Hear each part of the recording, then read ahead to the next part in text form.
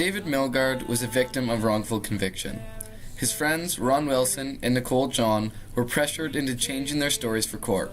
At first, they had told the police that they had been with him all day and that he was innocent. Wilson later recanted his testimony, saying he had been told he was under suspicion and wanted to alleviate the pressure on himself. The main piece of evidence was the third friend traveling with the group, Albert Cadrain, who testified he had seen Milgaard return the night of Miller's murder in blood-stained clothing. Years later, Cadrain admitted he was interested in the $2,000 reward for information. The real killer, Larry Fisher, was convicted on November 22, 1999, and sentenced to life in prison the following year. Linda Fisher, ex-wife of Larry Fisher, visited the Saskatoon Police Department in 1980. She told the police that she believed her former husband had likely killed Miller. Larry Fisher had spent 23 years in prison for numerous rapes, clearly being the obvious victim. So how does someone who has spent a majority of their lives reconcile with the Canadian government? How does the government make up for such a drastic mistake? In this particular case, it was achieved through a formal apology and a large compensation. The government handed David Milgaard and his family $10 million as compensation for being wrongfully imprisoned for nearly a quarter of the century. In an interview with David Milgaard years later, he stated, "I don't hold anything against Saskatoon itself or the city." He also said, "I think it might be ironic that as a result of this whole experience, I've become the person that I've become, and I like that person." These quotes bring up two other factors of reconciliation that I find are important: the type of character being wrongfully convicted, and the aspect of time. David Milgaard is a unique man. He looked at the silver lining of the situation and used prison as a chance to truly find out who he was, turning a negative into a positive. Now obviously, right off the bat, he wasn't exactly forgiving of the government for his wrongful conviction and spent years knowing he was serving time he didn't deserve. But as time passed, apologies were made, money was given, and overall, David forgave the government for their actions. David's story shook the world and showed how real of an issue this was. In 1992, the famous Kingston band, The Tragically Hip, released a song called Wheat Kings. The song touches upon reconciliation and David's story. The song says,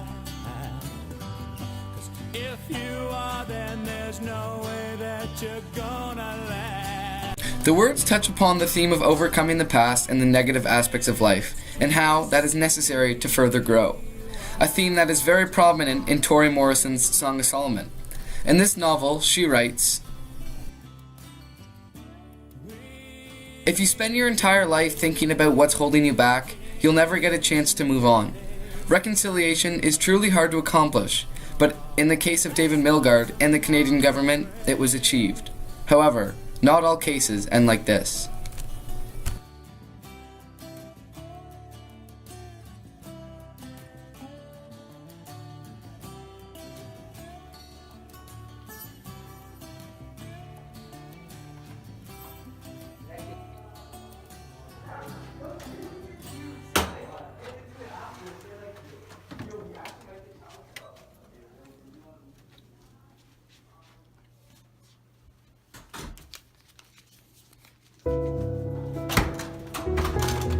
Hands behind your back. What?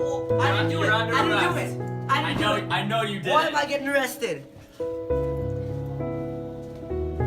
it because I'm black?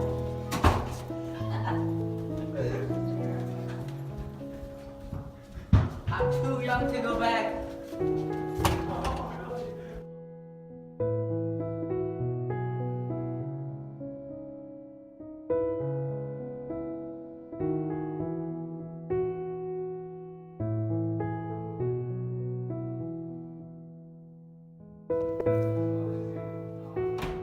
This is ridiculous! Damn society, you white privileged people! There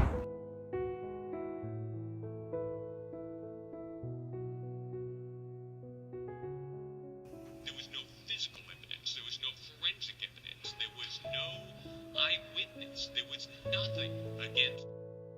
He was the victim of police brutality. He had a confession beaten out of him. Alexander was a victim of racial profiling. He wasn't given a chance to defend himself and faced major embarrassment from the community. This idea of racial profiling can be seen, once again, in Toni Morrison's writing. She writes, "The cards are stacked against us, and just trying to stay in the game, stay alive and in the game, makes us do funny things." She also writes, "Ain't no law for no colored man, except the one sends him to the chair." Alexander received a formal apology. However, the school denied his request for the compensation of school missed due to his expulsion in relation to the tuition paid at the beginning of the year. He is currently fighting with his lawyer, but it's hard to see an outcome in the future that will please both parties. Both David and Alexander's cases are similar. They were taken advantage of, manipulated, and framed. They were subjected to embarrassment and, in David's case, a loss of years of his life. The difference is in how the attempt at reconciliation was handled. The Canadian government realized fully where they had gone wrong and made every effort to fix that, whereas, in Alexander's case, the school board denied his request for compensation. This helps me conclude the answer to my question of, is reconciliation possible between victims of wrongful convictions and the government? The answer to this is yes. However, there are, in my eyes, 4 things that must be done first. The first being a formal apology, the second, some type of compensation. The third relates to the character of the victim and their willingness to forgive and forget. And finally, the aspect of time.